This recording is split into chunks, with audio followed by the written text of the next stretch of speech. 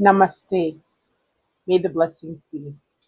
Welcome back to my second contemplation on part one of Master Elmancio Godson's teachings on transcendence. Thank you to all of my returning subscribers and to my new subscribers or my new viewers. Welcome and thank you for joining me today. Please do make sure to check out the actual video on the teaching on transcendence and then all of the other related videos to the subject matter. All the links will be in the description box. So, to pick up or to continue some of our reflections from the previous video, I would say the core of that first message on transcendence points us towards our capacity to enter and engage in multiple states of mind or consciousness in our presence, our inner world. From these teachings, we know that we are all in the presence and that consciousness and presence are inseparable. We are also told that our presence is not separate from the presence.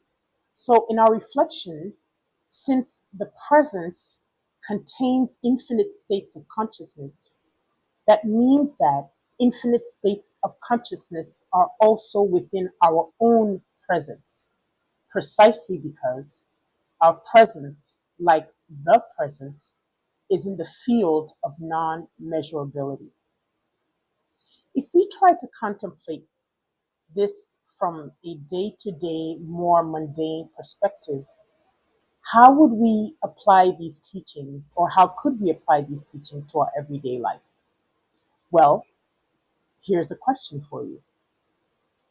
Would you be able to give me an honest number if I asked you how many moods or states you go through in a day? If yes, how would you go about figuring that out? Please do share your thoughts in the comments. But let's go into this. There are two lanes of possibilities. Suppose you give a small number, okay? It could be because you are in balance. In that case, you have mastered yourself, your energy, elements, emotions, thoughts, dreams, and other energy bodies, or your other energy bodies, etc. And therefore, you don't fluctuate much during the day and other times. That would be one thing.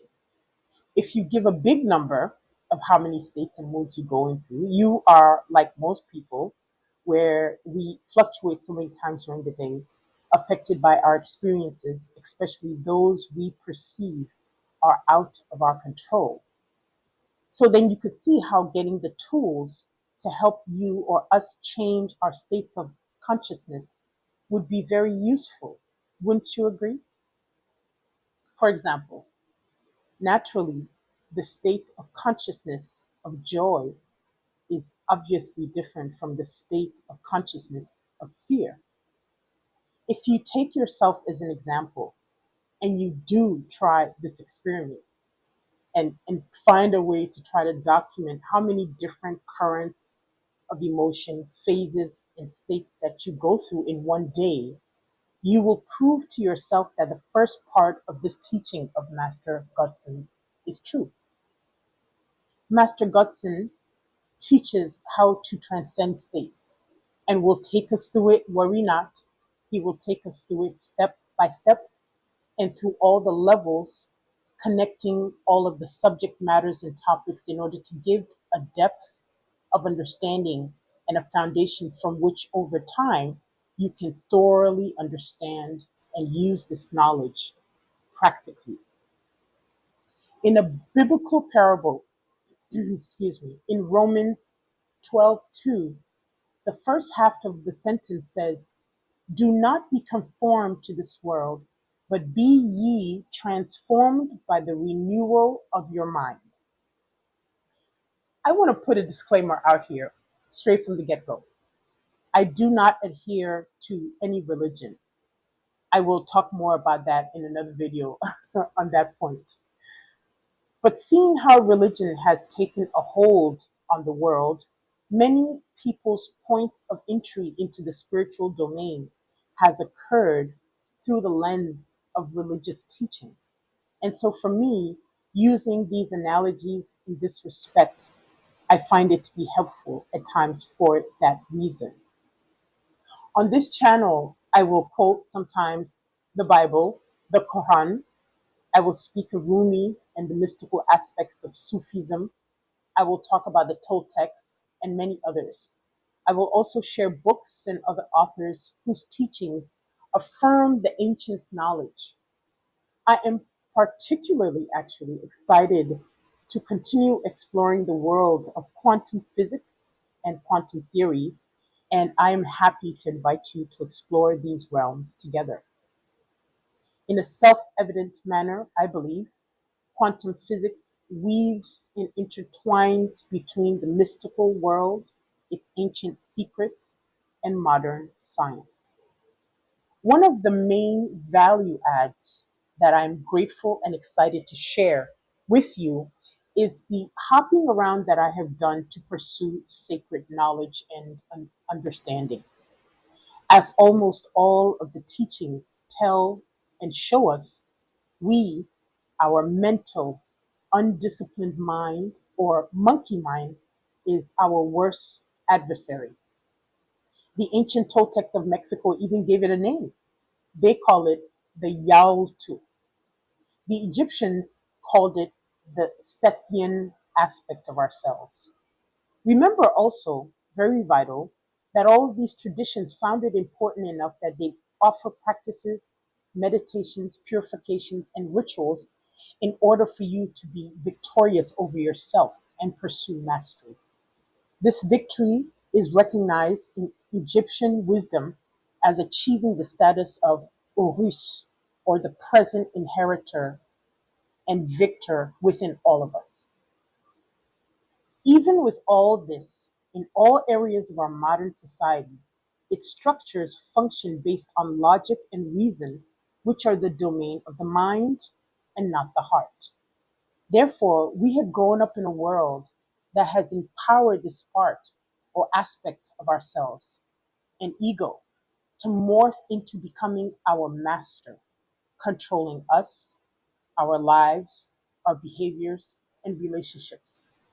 These are some of the things that we're dealing with today.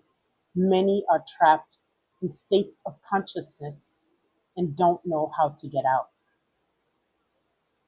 Many years ago, upon that realization, and before I had a teacher such as Elmancio Godson, I didn't have more powerful and direct tools with which I could speak to my soul and to open up ways to pursue the cultivation of self mastery. So at that time, I I thought I was so smart in devising a way to decide to stop fighting with my mind, which meant that, which was pushing me into the zone of living a safe life, of living a life within the physical and material realm. You know, your mind will push and resist anything that it can't process or allow. Your mind will even lie to you about the possibilities of life. It does this through different and very efficient means. Again, as the Toltecs will say, your mind creates the prison of the moon of your mind, which has and needs no locks, where you live out the days of your self inflicted sentence.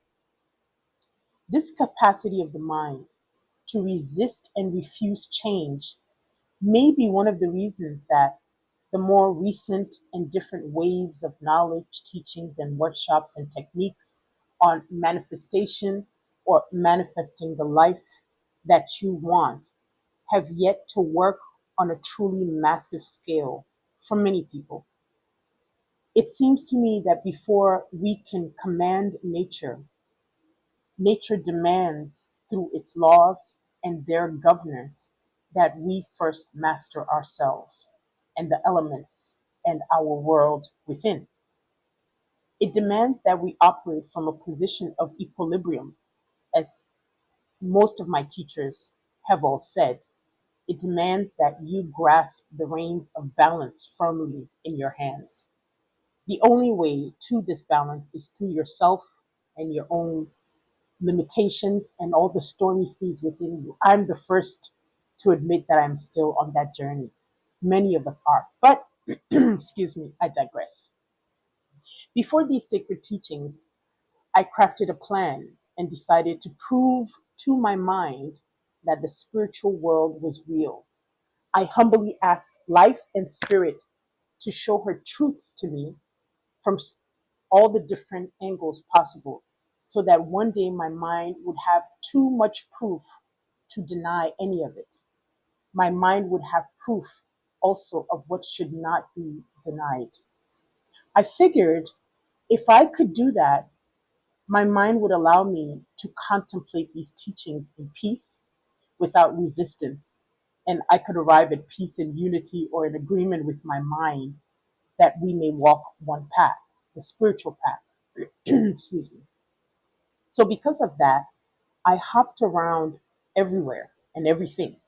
And my quest was to find the same truths everywhere. And that if it were true, I would find it everywhere. And by truth, I mean the mystical language of the universe and its teachings, which really can't be tampered with. For example, when my mind tries to doubt something, I can quietly reply, giving it examples. And for this example, I would reply and say, well, okay, then explain to me why quantum theory says electrons change their behavior when someone observes them or watches. If this is true, I would tell myself, then of course I can manifest my life or the life of my choice.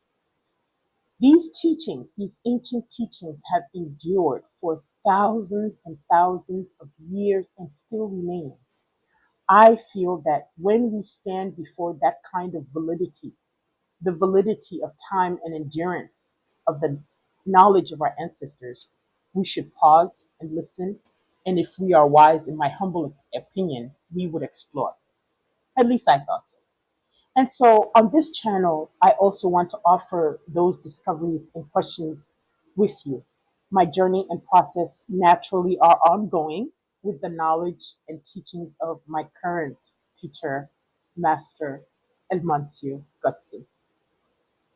To not make this too much longer than it already is, I leave it here for now. And until our next rumblings and tumblings down the rabbit hole, may you live your blessedness.